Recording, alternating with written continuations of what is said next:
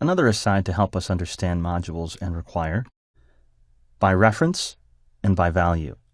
When we say by reference and by value, we'll be talking about the difference between how JavaScript behaves when you pass a value to a function, whether you pass an object or a primitive. Actually, quickly, big word alert. All we mean by primitive is a type of data that represents a single value. So a number is a primitive value. A string is a primitive value. In other words, not an object. In JavaScript, it's pretty much a primitive. When we're talking about this, then, we're talking about passing a value to a function. So just using a function like you normally would, giving it a parameter. So let's say I have a primitive value, like a number or a string, and I have a variable, let's call it a. A is actually pointing to a location in memory on your computer, at a particular memory address, we call it, and that value, the actual value itself, is sitting there. So A knows where that value is in memory. When we then pass A to a function, let's say we have a function that accepts a parameter B. So we call the function and pass it A. What actually happens with the primitive value is that copy of that value, that a copy of that primitive value is created. So B points to a new location in memory, a different location in memory, that holds now a copy of that same value. This is called by value. We're passing by value. This happens naturally in JavaScript. What also happens naturally in JavaScript is that when we pass an object to a function, something very different happens. A might point to an object. Remember, an object is just a collection of name-value pairs. And it also will be sitting in a particular spot in memory. But when we call a function, we pass it to a function. That variable, that parameter inside the function, points to the same spot in memory that our original variable does. This is called pass by reference, meaning no new copy of the object is made, but it's actually two variables pointing now to the same location in memory. And so when you change one, you change the other, because it's actually the same value. Let's look at a quick example. Here in my app.js file, let's take a look at the two examples. First, we'll pass by value. I'll create a simple function called change, and it will accept a value b, and it will change b to 2.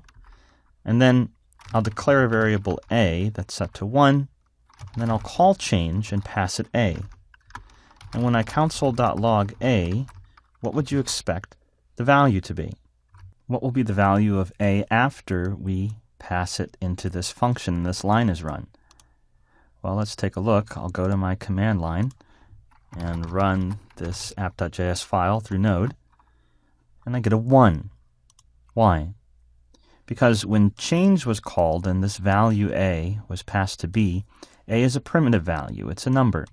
And so b became a copy of this value. And when I changed b, it changed a different spot in memory than the spot that a is pointing at. So what happened inside the change function didn't impact a at all. Now let's look at passing by reference. Remember, JavaScript passes objects by reference. So we'll do pass by reference. We'll make a simple function called changeObj. I'll call the parameter d. And we'll assume that d is an object, and I'll change and add some properties. So d.property1, this will just be a function, it'll just be empty, and d.prop2 will be an object, let's say. Now, I'll create a C variable, which is just an empty object. And so when I call changeObj, what will happen? Well, let's say I actually even already have a prop1, and I'll make that an empty object as well. Then I'll call changeObj C and console.log C. Now, what do you expect to see when we output C? Well, it already has this property, but it's an empty object, not a function. This then takes that, overwrites what that property is, and adds a new one. So what do you expect to see when we actually log C, remembering objects are passed by reference?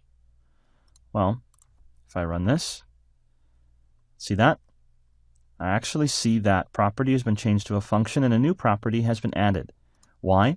Because when we call change object, this d value, this d parameter, this variable, points to the same memory location that c points to, because it's passed by reference. So whatever I did to d affects c, because it's the same object in memory.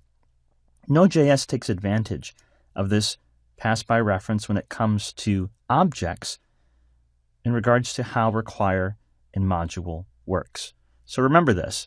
When I pass in an object, I can add properties and change properties on that object, and that will be reflected outside of the function because of pass by reference.